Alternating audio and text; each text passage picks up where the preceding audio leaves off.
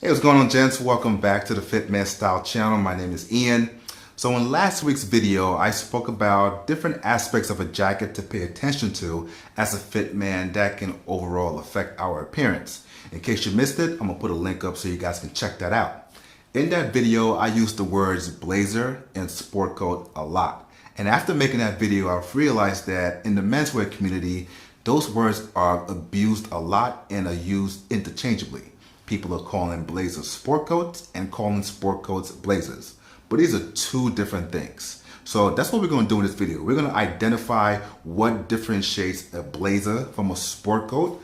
I'm going to go through a little bit of history of both, so not only do you look good when you wear them, but you know why you're wearing them.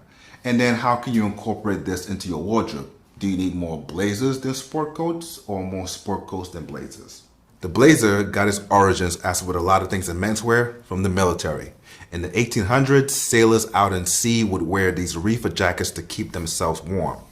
Come the 1900s, members of rowing clubs in universities drew inspiration from that and were wearing these navy blue jackets on their boats to keep themselves warm. But it came with a twist. These jackets had bold stripes of the club's colors on them, so bright that they were known to be blazing. That's where the name comes from. And they also had the crest of the club embroidered in the breast pocket. These jackets were only meant to be worn on the boats, but then members started wearing them on land, and that started inspiring other clubs on campus, like the chess club, the rugby club, where they would wear their own versions of a blazer with their club colors as stripes and the crest on the breast pocket. And then it went beyond the clubs to the university as a whole, where students would wear blazers with the university's crest on the breast pocket. So it became seen as a status symbol that if you were to wear a blazer, you were a part of a small group of people that everybody was not a part of. As time went on, the bold color stripes and the embroidered crest on the breast pocket went away. However, the crest didn't completely disappear from the blazer. I will explain that later on in this video. The average everyday man was seen wearing a blue blazer. It's supposed to be loose fitting and it gives an aura of elegance. The sport coat has more casual origins. Back in the 19th century, it was the hoodie and sweaters of those times, where men would wear these jackets for sporting outdoor activities, such as fishing, hunting, and shooting. These jackets had pockets that were large enough to be functional so that items can be stored in them. They were much more looser fitting so it could accommodate the movement of these activities, and they were generally made from tweed. And just like the blazer, it started off in one area, but then it carried over to non-sporting, informal, everyday environments. So now what you will see on your screen right now are two blazers that I have. One is double-breasted and the other is single-breasted. Now forgive me for the single-breasted one. I am missing a button on that, but I plan on changing the buttons on both anyway. So one way to identify a blazer is to just look at it. It will come in a plain, non-pattern fabric. As I mentioned in the history of the blazer, they started off being navy blue, but as time went on, they started getting more different shades of blue and started going to the grays, the blacks, and some people really go out there with the reds and the greens and the yellows and different type of colors. But the one commonality that you will find in all of them is that they have a plain, non-pattern fabric. Second way to identify a blazer is to look at the buttons. Now, historically, the buttons on the blazer are made of brass, either gold-plated brass or silver-plated brass. And if you look really closely at the buttons, you will see some design on it, like a crest.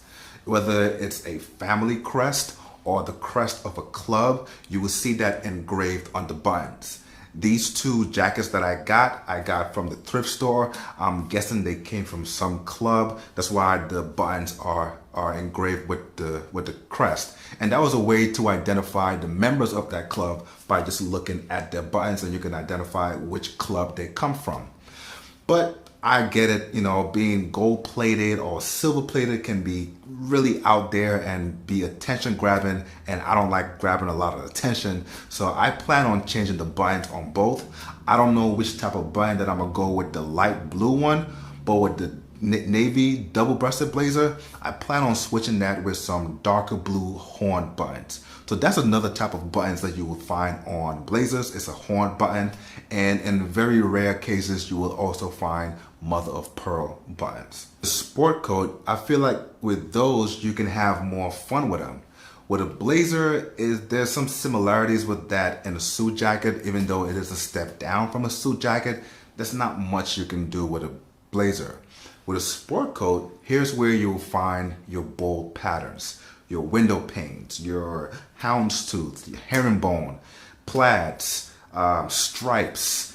The buttons, they usually come in a horn button or a leather button. And in this one instance, I do have a sport coat that came with wooden buttons. It is currently at the dry cleaners, and hopefully I can get it back in time so I can show you guys in this video. And speaking of that jacket with wooden buttons, on sport coats you will also find patch elbows. And another thing you will also notice with sport coats is that now you'll start to see heavier fabrics, so your thicker wools and your tweeds. So which one should you have more of in your wardrobe, a blazer or a sport coat?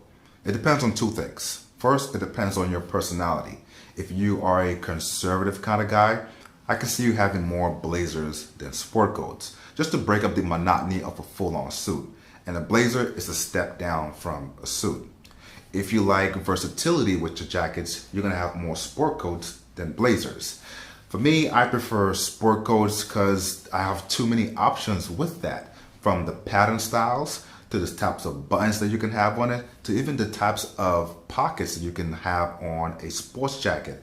There's plenty styles of pockets that you can apply on a sports jacket that really wouldn't look nice on a blazer. A blazer is semi-conservative. That's why a lot of guys tend to wear a suit jacket as a blazer. And the other thing it depends on is the type of environments that you frequent. Say you go to a business casual environment that doesn't require a full suit, but you still gotta wear a jacket. Then you can wear a blazer to that.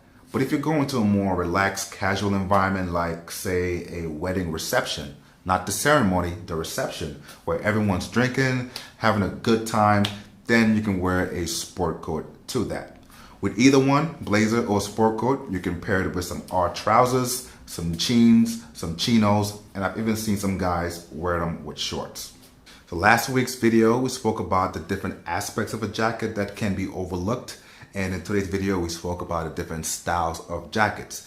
Didn't really touch on the suit jacket because it's pretty much self-explanatory. It's the jacket that comes with a suit. You have a jacket with matching pants. In the hierarchy of jackets, you have your suit jacket, your blazer, and then your sport coat, with the suit jacket being the most formal and the sport coat being the most casual.